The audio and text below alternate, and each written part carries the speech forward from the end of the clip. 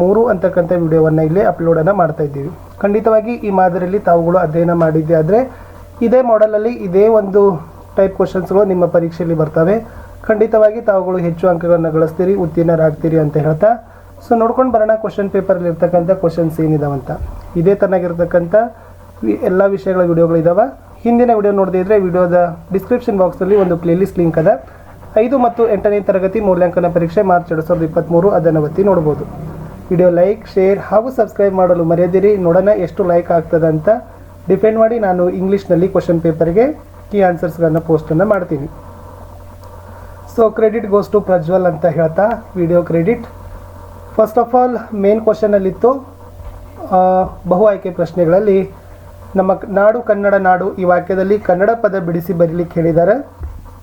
So Kannada ಪದ ಬಿಡಿಸಿ ಬರೆದಾಗ ವಿದ್ಯಾರ್ಥಿಗಳೇ ಯಾವ ಆಯ್ಕೆ ಸರಿ ಆಗ್ತದೆ ಅನ್ನೋದನ್ನು ತಾವುಗಳು ಗುರುತಿಸಬೇಕಾಗಿತ್ತು. ಸೊ ಆಯ್ಕೆ ನೋಡಿದ ತಕ್ಷಣ ತಮಗೆ ಗೊತ್ತಾಗ್ತದೆ ಅಂತ ಅಂದ್ಕೊಂಡಿದ್ದೀನಿ. ಸರಿಯಾದ ಆಪ್ಷನ್ ಇದೆ ಆಪ್ಷನ್ ಸಿ ಅಂತಕ್ಕಂಥದ್ದು ಕನ್ನಡ ಅಂತಕ್ಕಂಥದ್ದು, ಕ ನ ಡ ಅಂತಕ್ಕಂಥದ್ದು. ಪ್ರಶ್ನೆ 2, ಆಹಾ ಎಷ್ಟು ಸುಂದರ ದೃಶ್ಯ ಈ ವಾಕ್ಯದಲ್ಲಿ ಬಳಸಬಹುದಾದ ಲೇಖನ ಚಿಹ್ನೆ ಅಂತ ಕೇಳಿದ್ದಾರೆ. ಸೊ ಆಹಾದಲ್ಲಿ ನಾವೇನು ಮಾಡ್ಬೋದು, ಭಾವವಾಚಕಗಳನ್ನು ಬಳಸ್ಬೋದು. ಭಾವವಾಚಕ ಚಿಹ್ನೆ ಅಂತಕ್ಕಂಥದ್ದು ಸರಿ ಉತ್ತರ. ಮಳೆಗಾಲದಲ್ಲಿ ಕೆರೆ ಕಟ್ಟೆಗಳು ಮೈದುಂಬಿ ಹರಿಯುತ್ತವೆ. ಈ ಒಂದು ವಾಕ್ಯದಲ್ಲಿ ಮೈದುಂಬಿ ಅಂತಕ್ಕಂಥದ್ದು ಯಾವ ಸಂಧಿಗೆ ಉದಾಹರಣೆ ಅಂತ ಕೇಳಿದ್ದಾರೆ. ಮೈದುಂಬಿ ಕತಪಗಳಿಗೆ ಗದಬಗಳು ಆದೇಶವಾಗಿ ಬರೋದೇ ಆದೇಶ ಸಂಧಿ ಅಂತಾರೆ. ಮೈದುಂಬಿ ಅಂತಕ್ಕಂಥದ್ದು ಆದೇಶ ಸಂಧಿ. ಪ್ರಶ್ನೆ 4 ಬಂತು. ಹಾಳಾಗಿರ್ತಕ್ಕಂಥ ರಸ್ತೆಯನ್ನು ದುರಸ್ತಿಗೊಳಿಸಲು ಗ್ರಾಮ ಪಂಚಾಯತ್ವರಿಗೆ ಬರೆದ ಮನವಿ ಪತ್ರದಲ್ಲಿ ಏನೆಂದು ಸಂಬೋಧಿಸಬೇಕು. ಇಲ್ಲಿ ಪೂಜ್ಯರೇ ಅಂದರೆ ಹಿರಿಯರಿಗೆ ಬಳಸ್ತೀರಿ, ತೀರ್ಥ ರೂಪದವರೇ ಅಂದರೆ ತಂದೆಯವರಿಗೆ ಬಳಸ್ತೀರಿ, ಮಹನೀಯರೇ ಅಂದರೆ ಹಿರಿಯರಿಗೆ ಗುರು ಹಿರಿಯರಿಗೆ ಬಳಸ್ತಕ್ಕಂಥದ್ದು, ಮಾನ್ಯರೇ ಅಂದರೆ ಅಧಿಕಾರಿ ವರ್ಗದವರಿಗೆ ಬಳಸ್ತಕ್ಕಂಥದ್ದು. ಸೊ ಆಪ್ಷನ್ ಸಿ ಮಾನ್ಯರೇ ಅಂತಕ್ಕಂಥದ್ದು ಸರಿ ಉತ್ತರ. ಪ್ರಶ್ನೆ 5, ಗೀಜಗನ ಗೂಡುಗಳು ತೊಟ್ಟಿಲಿನಂತೆ ತೂಗುತ್ತಿದ್ದವು. ಈ ವಾಕ್ಯದಲ್ಲಿ ಉಪಮಾನವನ್ನು ಗುರುತಿಸಿ ಅಂತ ಕೇಳಿದ್ದಾರೆ. ಸೊ ಫಸ್ಟ್ ಆಫ್ ಆಲ್ ಇದು ಯಾವ ಅಲಂಕಾರ ಆಗ್ತದೆ ಅಂದರೆ ಉಪಮಾಲಂಕಾರ ಆಗ್ತದೆ. ಓಕೆ, ಗೀಜಗನ ಗೂಡುಗಳು ಅಂತಕ್ಕಂಥದ್ದು ಉಪಮಾನ, ಅದನ್ನು ತೊಟ್ಟಿಲಿಗೆ ಹೋಲಿಸಿದ್ದಾರೆ. ತೊಟ್ಟಿಲು ಅಂತಕ್ಕಂಥದ್ದು ಉಪಮೇಯ, ಅಂತ್ಯ ಅಂತಕ್ಕಂಥದ್ದು ಉಪಮಾವಾಚಕ ಆಗ್ತದೆ. ಪ್ರಶ್ನೆ 6 ಬಂತು. ಶ್ರೀಕೃಷ್ಣ ದೇವರಾಯನ ಆಸ್ಥಾನದಲ್ಲಿ 5 ಜನ ಪಂಡಿತರಿದ್ದರು. ಪಂಡಿತ ಪದದಲ್ಲಿರ್ತಕ್ಕಂಥ ವಿರುದ್ಧ ಪದ ಏನು ಅಂತ ಕೇಳಿದ್ದಾರೆ. ನೋಡಿ, ಪಂಡಿತ ಅದಕ್ಕಿರ್ತಕ್ಕಂಥ ವಿರುದ್ಧ ಪಾಮರರು, ಜಾನರು, ಬುದ್ಧಿವಂತರು, ವಿದ್ಯಾವಂತರು. ಸರಿಯಾದ ಉತ್ತರ ಆಯ್ಕೆ ಎ ಪಾಮರರು ಅಂತಕ್ಕಂಥದ್ದು. ಮುಂದಿನ ಪ್ರಶ್ನೆ 7, ಗಾಯತ್ರಿ ಗಾಯನ ಸ್ಪರ್ಧೆಯಲ್ಲಿ ಗೆದ್ದಳಾದರೂ ಅವಳಿಗೆ ಬಹುಮಾನ ಸ್ವೀಕರಿಸಲು ಸಾಧ್ಯವಾಗದಿದ್ದಾಗ ಆಕೆ ತುಂಬ ನೊಂದುಕೊಂಡಳು. ಈ ವಾಕ್ಯದಲ್ಲಿ ಯಾವ ಒಂದು ವಿಧದ ವಾಕ್ಯ ಅಂತ ಕೇಳಿದ್ದಾರೆ. ಸಾಮಾನ್ಯನೋ, ಮಿಶ್ರನೋ, ವಿಶೇಷನೋ, ಸಂಯೋಜಿತನೋ. ಇದು ಮಿಶ್ರ ವಾಕ್ಯಕ್ಕೆ ಉದಾಹರಣೆ ಆಗಿದೆ. ಗಾಯತ್ರಿ ಗಾಯನ ಸ್ಪರ್ಧೆಯಲ್ಲಿ ಗೆದ್ದಳಾದರೂ ಅವಳಿಗೆ ಬಹುಮಾನ ಸ್ವೀಕರಿಸಲು ಸಾಧ್ಯವಾಗದಿದ್ದಾಗ ಆಕೆ ತುಂಬ ನೊಂದುಕೊಂಡಳು. ಮುಂದಿನ ಪ್ರಶ್ನೆ 8, ವಿಶ್ವೇಶ್ವರಯ್ಯ ಅವರು ತಮ್ಮ ಕೆಲಸ ಕಾರ್ಯಗಳಲ್ಲಿ ಎಷ್ಟೋ ಜನ ಮೇಧಾವಿಗಳ ಸಹಾಯ ಪಡಿತಾ ಇದ್ರು. ವಿಶ್ವೇಶ್ವರಯ್ಯ ಅಂತಕ್ಕಂಥದ್ದು ಯಾವ ಪದ ಅಂತ ಕೇಳಿದ್ದಾರೆ. ವ್ಯಕ್ತಿಯ ಹೆಸರಿದೆ, ಸೊ ಅದು ಅಂಕಿತ ನಾಮ ಅಂತಲೇ ನಾವೇನು ಮಾಡ್ಬೋದು ಹೇಳ್ಬೋದು. ಪ್ರಶ್ನೆ 9, ಜಾತಿ ಮತ ಪಂಥಗಳ ಹುಟ್ಟುರುಹಿ ಮನುಜ ಮತ ಮೆರೆಸುವೆವು 3 ಬಣ್ಣದ ಗುಡಿಯ ಹಿಡಿದು ಪದ್ಯದಲ್ಲಿ ಕವಿ ಮೆರೆಸ ಬಯಸಿರುವುದು ಇದು ಅಂತ ಕೇಳಿದ್ದಾರೆ. ಸೊ ಅಲ್ಲೇ ಇದೆ ಮನುಜ ಮತ ಅಂತ ಹೇಳ್ತಾರೆ. ಸೊ ಮನುಜ ಮತ ಮೆರೆಸುವೆವು. ಸೊ ಉತ್ತರ ಏನಾಗ್ತದಪ್ಪ ಅಂದ್ರೆ ಮನುಜ ಮತ ಮೆರೆಸಬೇಕು ಅನ್ನೋದು ಕವಿ ಬಯಸಿದ್ದಾರೆ. ಪ್ರಶ್ನೆ 10, ಮರಿಬೇಡ ತಾಯಿಯ ಋಣವ ಮರಿಬೇಡ ತಂದೆಯ ಒಲವ ಹಡೆದವರೇ ದೈವಕನೋ ಈ ಭೂಮಿ ಬಣ್ಣದ ಬುಗುರಿ ಆ ಶಿವನೇ ಚಾಟಿಕನು ಅಂತಕ್ಕಂಥದ್ದಿದೆ. ಇದರಲ್ಲಿ ಅಂತ್ಯ ಪ್ರಾಸ ಪದಗಳ ಗುಂಪು ಕೇಳಿದ್ದಾರೆ. ಅಂತ್ಯ ಅಂದರೆ ಲಾಸ್ಟಲ್ಲಿ ಬರ್ತಕ್ಕಂಥದ್ದು. ಸೊ ಯಾವ್ದು ಬರ್ತದ ಲಾಸ್ಟಲ್ಲಿ ಬರ್ತಕ್ಕಂಥ ಅಂತ್ಯ ಪ್ರಾಸಗಳ ಗುಂಪು ನಾವು ಹೇಳ್ಬೋದಂದರೆ ಋಣವ ಒಲವ ಕನೋ ಅಂತಕ್ಕಂಥ ಗುಂಪಿದೆ ನೋಡಿ, ಅದು ಬರ್ತದ. ಆಯ್ಕೆ ಡಿ ಸರಿಯಾಗಿರ್ತಕ್ಕಂಥ ಉತ್ತರ ಆಗದ. ಮುಂದಿನ ಪ್ರಶ್ನೆಗೆ ಹೋಗೋಣ. ಪ್ರಶ್ನೆ ಸಂಖ್ಯೆ 11, ನರಿಗೆ ಹೊಳೆ ದಂಡೆಯಲ್ಲಿ ನೀರು ಕುಡಿಯುವಾಗ ಉಪಾಯ ಹೊಳೆಯಿತು. ಈ ವಾಕ್ಯದಲ್ಲಿ ಗೆರೆ ಎಳೆದ ಪದದ ಅರ್ಥ ಕೇಳಿದ್ದಾರೆ. ಹೊಳೆ ಅಂತ ಕೇಳಿದ್ದಾರೆ. ಹೊಳೆ ಅಂದರೆ ಹೊಳೆಯುವುದು ಅಲ್ಲ. ಸೊ ಹೊಳೆ ಅಂದರೆ ನದಿ ಅಂತ ನಾವೇನು ಮಾಡ್ತೀವಿ ಕರಿತೀವಿ. ಗೆರೆ ಎಳೆದ ಪದ ಹೊಳೆಯ ದಂಡೆ. ಸರೋವರ ಅಂತಲೂ ಕೂಡ ನದಿ ಸರೋವರ. ಸೊ ನದಿ ಅಂತಲೇ ಅದು ಆಗ್ತದೆ. ಎಸ್, ಗದ್ಯ ಭಾಗ ಇದೆ. ಗದ್ಯ ಭಾಗ ಓದಿ 12ನೇ ಪ್ರಶ್ನೆಗೆ ಉತ್ತರಗಳನ್ನು ಕೊಡಬೇಕು. ಮಹಾತ್ಮ ಗಾಂಧಿ ಪ್ರೇರಣೆಯಿಂದ ಕೆಲವು ಶಾಲೆಗಳಲ್ಲಿ ನವೀನ ಶಿಕ್ಷಣ ಆರಂಭವಾಯಿತು. ಈ ವ್ಯವಸ್ಥೆಯಲ್ಲಿ ವಿದ್ಯಾರ್ಥಿಗಳಿಗೆ ಹಲವು ತರಹದ ಔದ್ಯೋಗಿಕ ಶಿಕ್ಷಣವನ್ನು ಕೊಡೋದು, ಅವರಲ್ಲಿ ಹಸ್ತಕೌಶಲವನ್ನು, ದೇಹಶ್ರಮದಲ್ಲಿ ಗೌರವ ಭಾವವನ್ನು ಉಂಟು ಮಾಡೋದು ಒಂದು ಭಾಗವಾಗಿತ್ತು.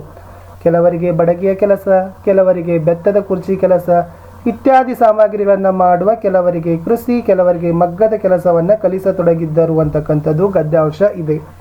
ಪ್ರಶ್ನೆ ಕೊಟ್ಟಿದ್ದಾರೆ, ಈ ಗದ್ಯ ಭಾಗ ಓದಿದಾಗ ಮಗುವಿಗೆ ನಾವು ನೀಡಬೇಕಾದದ್ದು ಅಂತ ಕೇಳಿದ್ದಾರೆ.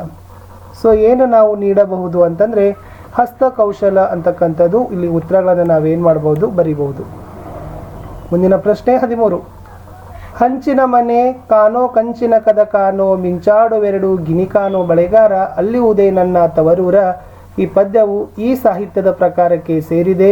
ಅದಿರೋದು ಜಾನಪದ ಸಾಹಿತ್ಯ, ಜನಪದ ಅಲ್ಲ, ಜಾನಪದವರಿ ತೆಗೆತಕ್ಕಂಥ ಸಾಹಿತ್ಯ ಅಂತಕ್ಕಂಥದ್ದು ಇಲ್ಲಿ ಆಯ್ಕೆ ಇದೆ. ಜನಪದ ಸಾಹಿತ್ಯ ಅಂತಲೇ ಕರೀತಾರೆ. ಜಾನಪದ ಅಂತಂದರೆ ಮತ್ತೆ ಅದು ಬೇರೆ ಆಗ್ತದೆ, ಜನಪದ ಸಾಹಿತ್ಯ. ಪ್ರಶ್ನೆ 14. ಮಕ್ಕಳು ಅಡ್ಡದಾರಿ ಹಿಡಿದು ತಂದೆ ತಾಯಿಗಳಿಗೆ ಕೆಟ್ಟ ಹೆಸರನ್ನು ತರುತ್ತಾರೆ. ಅಡ್ಡದಾರಿ ಹಿಡಿ ಅಂದರೆ ಈ ನುಡಿಗಟ್ಟಿನ ಅರ್ಥ ಏನು? ಎಸ್, ಅಡ್ಡದಾರಿ ಹಿಡಿ ಅಂತಂದರೆ ತಪ್ಪು ಕೆಲಸ ಮಾಡು ಅಂತ ಏನಾಗ್ತದಪ್ಪ ಅಂದ್ರೆ ಅದ್ರ ಉತ್ತರ ಆಗ್ತದ. ಮುಂದಿನ ಪ್ರಶ್ನೆ 15. ಈ ಕೆಳಗಿನವುಗಳಲ್ಲಿ ಸರಿಯಾದ ಅರ್ಥಪೂರ್ಣ ವಾಕ್ಯವನ್ನು ಕೇಳಿದ್ದಾರೆ. ಅದರಲ್ಲಿ ಎಲ್ಲ ವಾಕ್ಯಗಳನ್ನು ಓದಿದಾಗ ಅರ್ಥಪೂರ್ಣ ವಾಕ್ಯ ನಮ್ಗೆ ಯಾವ್ದು ಬರ್ತದಪ್ಪ ಅಂದ್ರೆ ಮಾಲೀಕ ತನ್ನ ತೋಟದ ಗಿಡಗಳಿಗೆ ನೀರು ಹಾಕುತ್ತಿದ್ದನು ಅಂತಕ್ಕಂಥದ್ದು ಸರಿಯಾದ ಉತ್ತರ ಬರ್ತದೆ. ಇದು ಬಿ ಆಪ್ಷನ್ ಆಗಬೇಕು, ಇದು ಸಿ ಆಪ್ಷನ್ ಆಗಬೇಕು. 16. ಇಲ್ಲಿ ಒಂದು ಗದ್ಯ ಭಾಗ ಕೊಟ್ಟಿದ್ದಾರೆ. ಈ ಗದ್ಯ ಭಾಗ ಯಾವ ಪ್ರಕಾರದ ಅಂತ ಕೇಳಿದ್ದಾರೆ. ಇಲ್ಲೇ ಕೊಟ್ಟಿದ್ದಾರೆ ಪ್ರಕಾರ ಮಹಾಬಲೇಶ್ವರನು ಪೂಜಿತವಾಗಿರುವ ಸ್ಥಳ ಅಂತ ಕೇಳಿದ್ದಾರೆ. ಸೊ ಮಹಾಬಲೇಶ್ವರದಲ್ಲಿ ಪೂಜಿತವಾಗಿರ್ತಕ್ಕಂಥ ಸ್ಥಳ ಅದು ಯಾವುದಾಗ್ತದಪ್ಪ ಅಂದ್ರೆ ಸೊ ಗೋಕರ್ಣ ಅಂತಕ್ಕಂಥದ್ದು ಸರಿಯಾದ ಉತ್ತರ ಆಗ್ತದ. ಎಸ್. ಮುಂದಿನ ಪ್ರಶ್ನೆ 17. ಇಂದಿನ ಆಧುನಿಕ ಜಗತ್ತಿನಲ್ಲಿ ಕೃಷಿಗಿಂತ ಕಾರ್ಖಾನೆಗಳಲ್ಲಿ ದುಡಿಯುವವರ ಸಂಖ್ಯೆಯೇ ಹೆಚ್ಚು. ಕಾರ್ಖಾನೆ ಇದು ಯಾವ ಭಾಷೆಯಿಂದ ಕನ್ನಡಕ್ಕೆ ಬಂದಿದೆ ಅಂತ ಕೇಳಿದರೆ ಆಯ್ಕೆ ಎ ಹಿಂದೂಸ್ತಾನಿ ಅಂತಕ್ಕಂಥದ್ದಿಂದ ಕಾರ್ಖಾನೆ ಪದ ಬಂದದ. ಇಲ್ಲಿ ಯುರಾ ಅನಂತಮೂರ್ತಿಯವರ ಆತ್ಮಕಥನದ ಭಾಗ ಕೊಟ್ಟಿದ್ದಾರೆ. ಈ ಆತ್ಮಕಥನದ ಹೆಸರನ್ನು ತಾವೇನು ಮಾಡಬೇಕು, ಹೇಳಬೇಕಾಗಿತ್ತು. ಸೊ ಅದಿತ್ತು ಸುರಗಿ ಅಂತಕ್ಕಂಥದ್ದು ಸರಿಯಾದ ಉತ್ತರ ಬರ್ತದೆ. ಪ್ರಶ್ನೆ 19. ಕಣ್ಣು, ಕಿವಿ, ಮೂಗು, ನಾಲಗೆ ಮತ್ತು ಚರ್ಮ ಇವು ಮಾನವನ ದೇಹದ ಪಂಚೇಂದ್ರಿಯಗಳು. ಎಸ್, ಹಾಗಾದ್ರೆ ಪಂಚೇಂದ್ರಿಯ ಅಂತಕ್ಕಂಥದ್ದು ಯಾವ ಸಮಾಸಕ್ಕೆ ಉದಾಹರಣೆ ಅಂತ ಕೇಳಿದಾರ. ಸೊ ಪೂರ್ವಪದ ಸಂಖ್ಯಾವಾಚಕಾತ್ರ ಅದು ದ್ವಿಗು ಸಮಾಸ ಅಂತ ಕರೀತಾರೆ. ಸೊ ಆಯ್ಕೆ ಸಿ ದ್ವಿಗು ಸಮಾಸ ಅಂತಕ್ಕಂಥದ್ದು. ಬಹು ಆಯ್ಕೆಗಳಲ್ಲಿ ಕಡೆ ಪ್ರಶ್ನೆ ಇತ್ತು. ಎಸ್, ಅದು ಏನನ್ನ ಸೂಚಿಸ್ತದೆ ಅಂತ ಕೇಳಿದ್ದಾರೆ. ಎಸ್, ವಿದ್ಯುತ್ ಅಪವ್ಯಯ ಮಾಡಬಾರದು ಅನ್ನೋದು ಸೂಚಿಸ್ತದೆ. ನಾನಿಲ್ಲಿ ವಿವರಣಾತ್ಮಕ ಪ್ರಶ್ನೆಗಳಿಗೆ ತೋರಿಸ್ತೀನಿ. ದಯಮಾಡಿ ಉತ್ತರಗಳನ್ನು ಕೊಂಡುಕೊಳ್ಳಲಿಕ್ಕೆ ಪ್ರಯತ್ನ ಮಾಡಿ. ಸಮಯ ಸಿಕ್ಕರೆ ಉತ್ತರಗಳನ್ನು ಹಾಕಲಿಕ್ಕೆ ಪ್ರಯತ್ನವನ್ನು ಪಡ್ತೀನಿ. ಎಸ್, ಈ ವಚನ ಕೊಟ್ಟಿದ್ದಾರೆ. ಈ ವಚನದಲ್ಲಿರ್ತಕ್ಕಂಥ ಅನಿಸಿಕೆಗಳನ್ನು ಕೇಳಿದ್ದಾರೆ. ಯಾರ್ದು? ಶಿವಶರಣೆ ಲಿಂಗಮ್ಮನ ಬಗ್ಗೆ ಅನಿಸಿಕೆ. ಮುಂದೆ ಈ ಪದ್ಯದ ಪ್ರಕಾರ ಮುಕ್ತರಾಗಲು ಏನು ಮಾಡಬೇಕೆಂದು ವಿಜಯದಾಸರು ಹೇಳಿದ್ದಾರೆ ಅಂತ ಕೇಳಿದ್ದಾರೆ. ಎಸ್, ಇಲ್ಲಿ ಒಂದು ಗದ್ಯ ಭಾಗ ಕೊಟ್ಟಿದ್ದಾರೆ. ಸೈಬರ್ ವಂಚನೆ ಕುರಿತು ಈ ವಿಷಯದ ಬಗ್ಗೆ ಜನರಿಗೆ ಜಾಗೃತವಾಗಲು ಏನೆಲ್ಲ ಸಲಹೆ ಕೊಡ್ತೀರಿ ಅಂತ ಕೇಳಿದ್ದಾರೆ. 44ರಲ್ಲಿ ಮನಸ್ಸಿದ್ದರೆ ಮಾರ್ಗ ಗಾದೆ ಮಾತು ವಿಸ್ತರಿಸಿ ಬರಲಿಕ್ಕೆ ಹೇಳಿದ್ದಾರೆ. 25ರಲ್ಲಿ ಜಗತ್ತು ಇಂದು ಕೊಳ್ಳಬಾಕ ಸಂಸ್ಕೃತಿ ಕಡೆ ಹೋಗುತ್ತಿದೆ ಎಂದು ಲೇಖಕಿಯರ ಅಭಿಪ್ರಾಯದ ಬಗ್ಗೆ ವಿವರಣೆ ಕೊಡಬೇಕು. ಎಸ್, ಚಿತ್ರ ಅನಿಸಿಕೆ ಇದೆ. ಸೊ ಇಲ್ಲಿರ್ತಕ್ಕಂಥ ಚಿತ್ರವನ್ನು ಗಮನಿಸಿ ನಿಮ್ಮ ಅನಿಸಿಕೆಗಳನ್ನು ತಾವೇನು ಮಾಡಬೇಕಾಗ್ತದೆ, ಬರಿಬೇಕಾಗ್ತದೆ. ಮುಂದಿನ ಪ್ರಶ್ನೆ, ವರ್ಗಾವಣೆ ಪ್ರಮಾಣ ಪತ್ರ ಮತ್ತು ಅಂಕಪಟ್ಟಿ ನೀಡುವಂತೆ ಕೋರಿ ಮುಖ್ಯೋಪಾಧ್ಯಾಯರಿಗೆ ಒಂದು ಮನವಿ ಪತ್ರವನ್ನು ಬರೀರಿ. ಇಲ್ಲಿ ಒಂದು CV ರಾಮನ್ ಅವರ ಬಗ್ಗೆ ಒಂದು ಗದ್ಯಾಂಶ ಇದೆ. ಈ ಗದ್ಯಾಂಶ ಓದಿದ ನಂತರ ಇಲ್ಲಿರ್ತಕ್ಕಂಥ 2 ಪ್ರಶ್ನೆಗಳಿಗೆ ಉತ್ತರಗಳನ್ನು ಕಂಡುಕೊಳ್ಳಬೇಕು. ಸೊ ಒಂದಂತೂ ಕ್ಲಿಯರ್ ಆಯಿತು. ಚಿತ್ರ ನೋಡಿ ಅನಿಸಿಕೆ ಬರೆಯೋದು ಸರಳ ಇದೆ, ಗಾದೆ ಮಾತು ಸರಳ ಇದೆ, ಪದ್ಯ ಸರಳ ಇದೆ, ಆಮೇಲೆ ಅರ್ಥಗ್ರಹಣ ಮಾಡ್ತಕ್ಕಂಥ ಗದ್ಯಾಂಶ ಸರಿ ಇದ್ದಾವೆ. ಆಮೇಲೆ ವಚನಗಳ ಸಾಲುಗಳ ಬಗ್ಗೆ ನೋಡಿಕೊಂಡ್ರೆ ಖಂಡಿತವಾಗಿ ನೀವು ಹೆಚ್ಚು ಅಂಕಗಳನ್ನು ಪಡಿತೀರಿ. ಇಷ್ಟಿತ್ತು ಈ ವಿಡಿಯೋದಲ್ಲಿ. ನಾನು ಮತ್ತೆ ಸಿಗ್ತೀನಿ ಹೊಸ ವಿಡಿಯೋದಲ್ಲಿ. ಬಾಯ್.